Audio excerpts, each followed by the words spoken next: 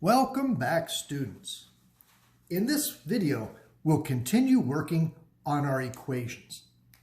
Let's start. I like to think of the equal sign as a fence. On this side of the fence, I can distribute the 5 to get rid of the parentheses. 5 times n, 5 times -3. 5 times n, 5 times -3. I'll copy on this side. Now I notice that I have n's on both sides of the fence. I don't want n's on the right-hand side, so get rid of a positive 3n with a negative 3n.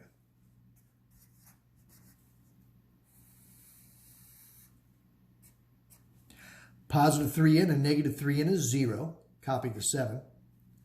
5n minus 3n is 2n. Copy the minus 15. Now to get n by itself, I should get rid of this 15. The inverse of subtraction is addition.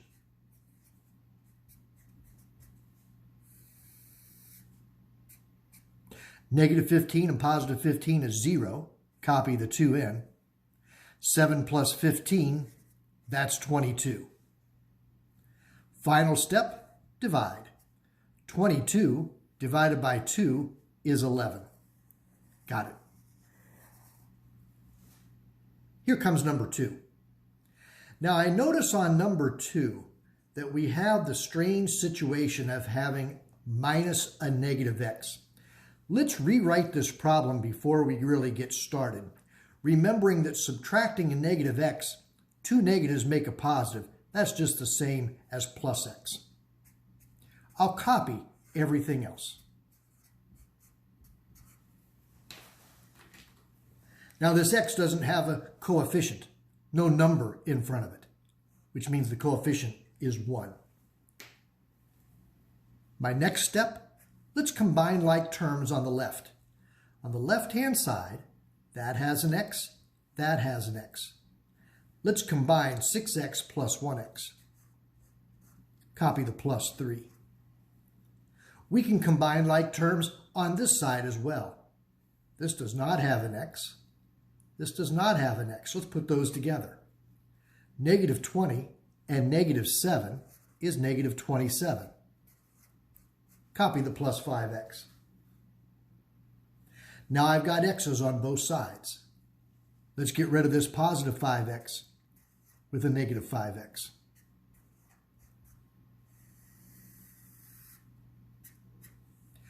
Positive 5x and negative 5x is 0. Copy the negative 27. 7x minus 5x, that's 2x. Copy the plus 3. The inverse of addition is subtraction.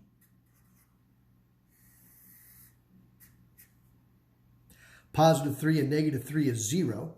Copy the 2x. Negative 27 and negative 3 is negative 30. Finally, we divide. And negative 30 divided by 2 is negative 15. Beautiful.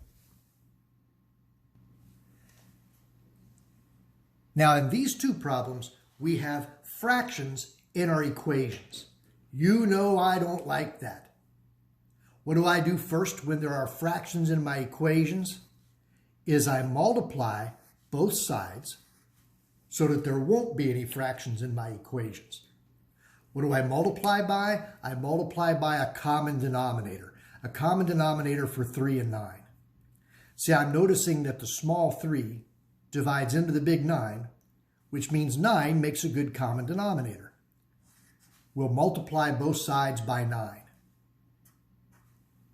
Now, when we do that, here's the steps. How many times does 9 go into 9? Once. 1 times 2 is 2. How many times does 3 go into 9? Is 3 times. And 3 times negative 4 is negative 12. That's a very easy equation to solve. This was a very hard equation to solve. The nice thing about this trick is that the answer to this equation is the same as the answer to this equation. All that's left is to divide. Negative 12 divided by 2 is negative 6. Let's try our trick again on number 4. I'm going to multiply both sides of the equation by a common denominator. I notice that 5 divides into 20, 4 divides into 20, and 2 divides into 20. Since all the small numbers divide into the biggest number, we'll let that big 20 be the common denominator. Now, what's our process? How many times does 9 go into 9? Once. 1 times 2 is 2. How many times does 3 go into 9? 3 times. 3 times 4 is negative 12. How many times does 5 go into 20? Is 4. 4 times x looks like that. How many times does 4 go into 20? Is 5. 5 times 5 goes right there. How many times does 2 go into 20? Is 10. 10 times x. How many times does 20 go into 20? Is 1. And 1 times 1 goes right there. Now I've got an equation with variables on both sides of the equal sign. I'll get rid of this positive 10x with a negative 10x. Balance that on both sides. Positive 10x and negative 10x is 0. Minus 1 is negative 1. 4x minus 10x is negative 6x. Copy the minus 25. Now, get rid of the 25. The inverse of its subtraction is addition.